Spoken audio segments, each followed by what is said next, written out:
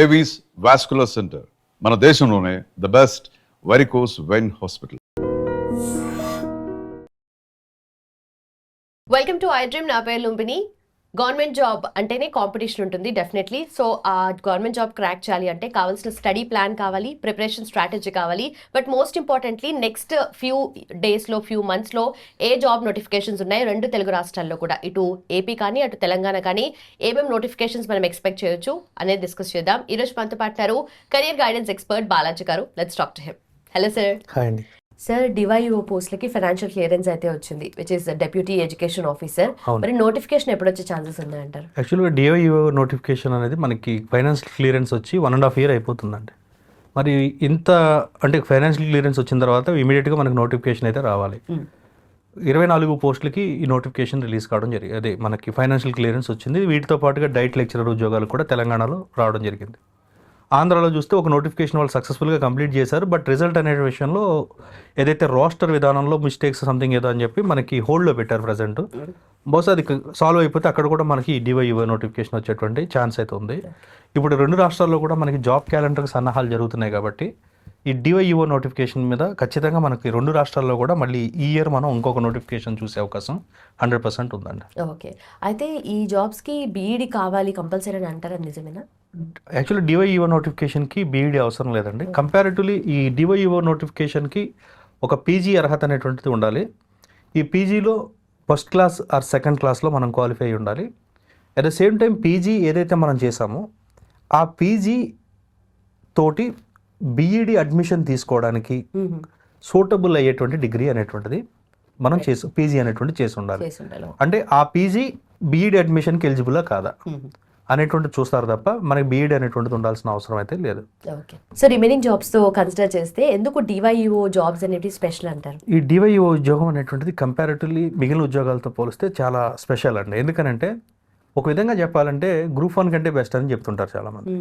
ఎందుకంటే ఒక గ్రూప్ 1 ఉద్యోగం మీరు సాధించి తర్వాత మీరు కన్ఫర్డ్ ఐఏఎస్కి కానీ లేదా నెక్స్ట్ లెవెల్లో ఒక ప్రమోషన్ పొందాలి అన్నప్పుడు 10 to 15 years పట్టేస్తుంది మనకి.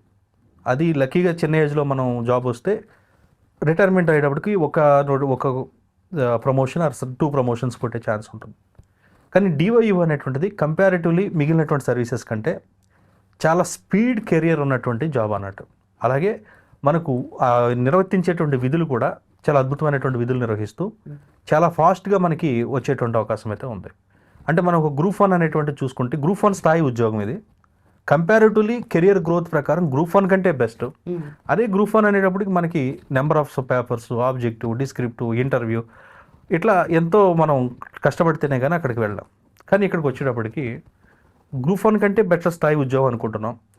ఈజీగా మనం కెరియర్ గ్రోత్ ఉంటుందని అనుకున్నాం.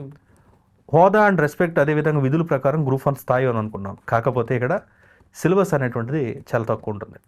కంప్లీట్లీ ఆబ్జెక్టివ్ టైప్ ఎగ్జామ్ అనేటువంటిది ఉంటుంది. అందుకని చాలామంది గ్రూప్ 1 ఈ డిఈఓకి ఇంట్రెస్ట్ చూపిస్తూ ఉంటారు అనమాట.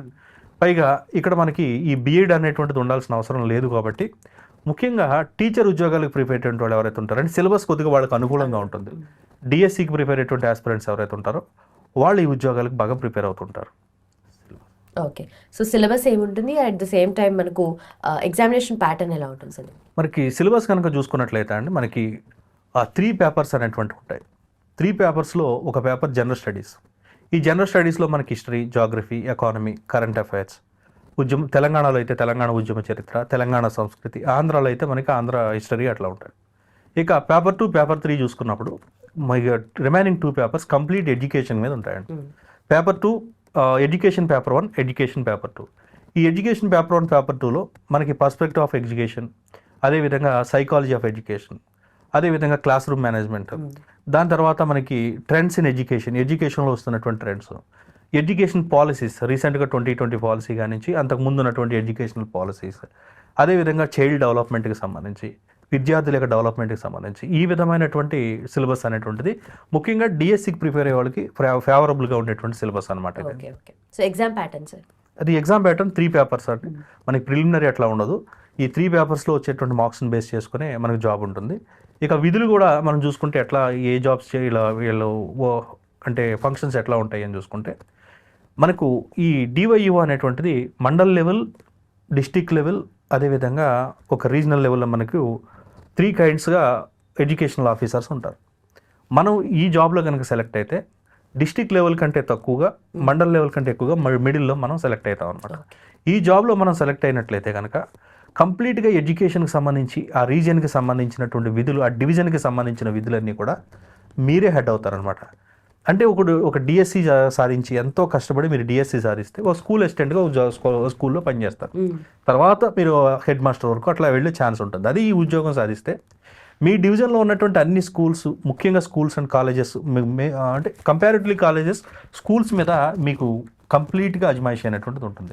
ఆ స్టాఫ్ని మేనేజ్ చేయడం కానీ, స్టాఫ్ యొక్క ప్రమోషన్స్ స్టడీ చేయడం కానీ, ఆ స్టాఫ్ యొక్క లీవ్స్ శాంక్షన్ చేయడం కానీ, స్టాఫ్ యొక్క మేనేజ్మెంట్ కానీ, తర్వాత ప్రభుత్వం ఇంప్లిమెంట్ చేసేటువంటి స్కీములను ఇంప్లిమెంట్ చేయడం కానీ, ప్రభుత్వం కండక్ట్ చేసేటువంటి స్కీమ్స్ లైక్ డిస్ట్రిబ్యూషన్ ఆఫ్ మనకి యూనిఫామ్స్ ఇవ్వడం కానీ, లేదా మధ్యాహ్న భోజన పథకాలు అమలు చేయ విధంగా కానీ, లేదా విద్యా వారోత్సవాలను కండక్ట్ చేస్తుంది ప్రభుత్వం, అవన్నీ చూసుకోవడం కానీ, ఇలా కంప్లీట్గా మీకు అప్పచెప్పినటువంటి డివిజన్ ఏదైతే ఉందో ఆ డివిజన్కి సంబంధించిన ఎడ్యుకేషన్ బాధ్యత అంతా మీకే ఉంటుంది అన్నమాట. అంటే విద్యా వ్యవస్థకి సేవ చేసినట్టు కూడా అవుతుంది అన్నమాట. అలా ఛాన్స్ ఉంటుంది. తర్వాత 5 ఏళ్లలోనే ప్రమోషన్, అది ఇక్కడ అడ్వాంటేజ్ అనమాట. డిస్ట్రిక్ట్ ఎడ్యుకేషన్ ఆఫీసర్ అయిపోతారు. డిస్ట్రిక్ట్ ఎడ్యుకేషన్ ఆఫీసర్ అయిన తర్వాత joint director, deputy director, conferred ఐఏఎస్కి వెళ్ళిపోతారు. ఎంత స్పీడ్, రాకెట్ స్పీడ్లో కెరియర్ ఉండి, అది కూడా తక్కువ పేపర్స్, 3 పేపర్లు కదా. అదే మనకి గ్రూప్ 1 చూసుకున్నాం అనుకోండి, డిస్క్రిప్టివ్ 5 పేపర్లు, ప్రిలిమినరీ, ఇంటర్వ్యూ ఎన్నో దాటుకొని వెళ్ళాలి. ఇక్కడ కేవలం 3 పేపర్లు, అవి కూడా మీరు డిఎస్సికి ప్రిపేర్ అయినటువంటి సబ్జెక్ట్స్. డిఎస్సి అంటున్నప్పుడు కొంతమంది ఇక్కడ డౌట్ రావచ్చు, సార్ నేను డిఎస్సికి ప్రిపేర్ కావాలా, నాకు బీఈడీ లేదు, మరి నేను ప్రిపేర్ అవ్వచ్చు అంటే అవ్వచ్చు. ఇక్కడ బీఈడీ అడగలేదు కదా. కాకపోతే ఆ సబ్జెక్ట్స్ మీకు కొద్దిగా కొత్తగా ఉంటాయి. కొత్తగా ఉన్నంత మాత్రం అది రాకెట్ సైన్స్ కాదు, ఎందుకంటే ఎడ్యుకేషన్కి సంబంధించే కదా.